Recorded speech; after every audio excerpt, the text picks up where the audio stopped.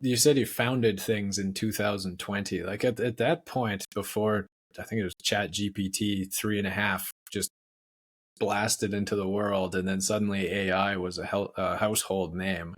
Before that, it was sort of just the troll accounts on Twitter that you Yeah. would see commenting. That was sort of most people's experience with Yeah. AI, and so we've harnessed that power for good now, which is fantastic. And Mhm.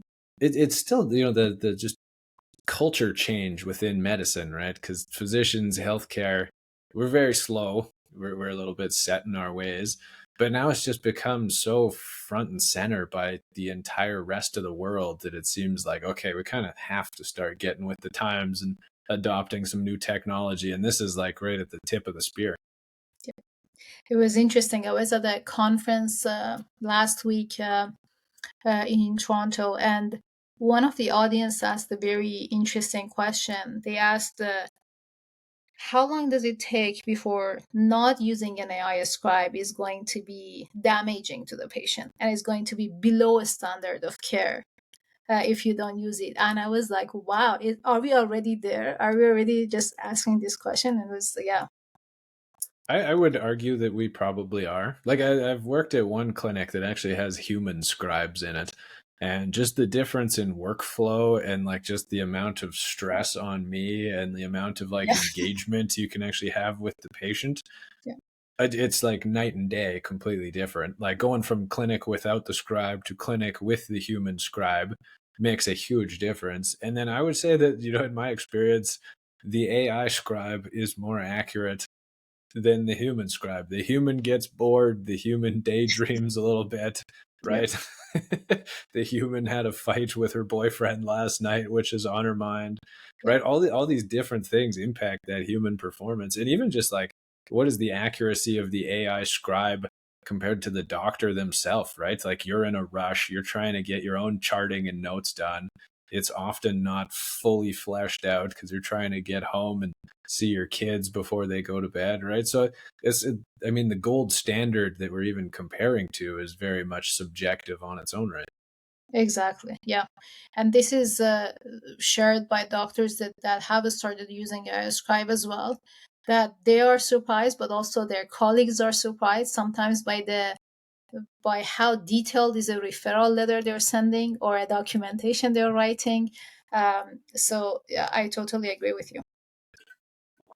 How do we actually break down the categories for AI scribes? Because there's definitely like a handful of tools now on the scene, all the way from like the giants at Microsoft and Nuance, all the way to the smaller local startups. Like, what are sort of the differences, and how can somebody actually weigh out their options?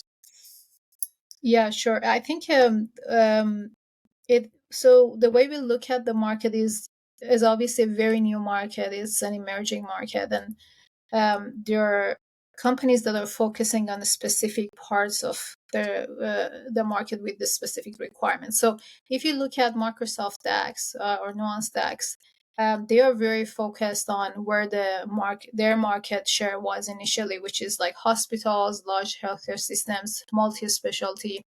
um, we have other AI scribes both in the United States and here in Canada that we are focused in primary care settings.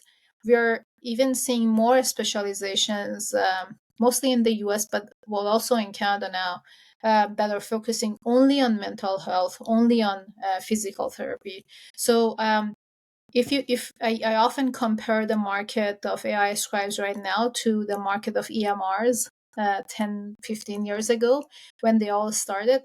Like on day one, they all looked the same, exactly the same. And then as the market matured and moved forward, there were a lot of specializations, and you could say, oh, this company is better at this, that company is better at that. And I think that's what we're going to experience in the next few months or year. But right now, majority of the adoption that we're seeing in AI Scribe, at least in Canada, but I think I was reading that it's the same kind of pattern in the US, is that almost 70% of adoption of AI Scribe in Canada is among family physicians and nurse practitioners. I'm Dr. Jordan Vollrath, and you've been watching Cherry Live, brought to you by Cherry Health. Please like and subscribe to see more clips like this, or check us out at www.cherry.health.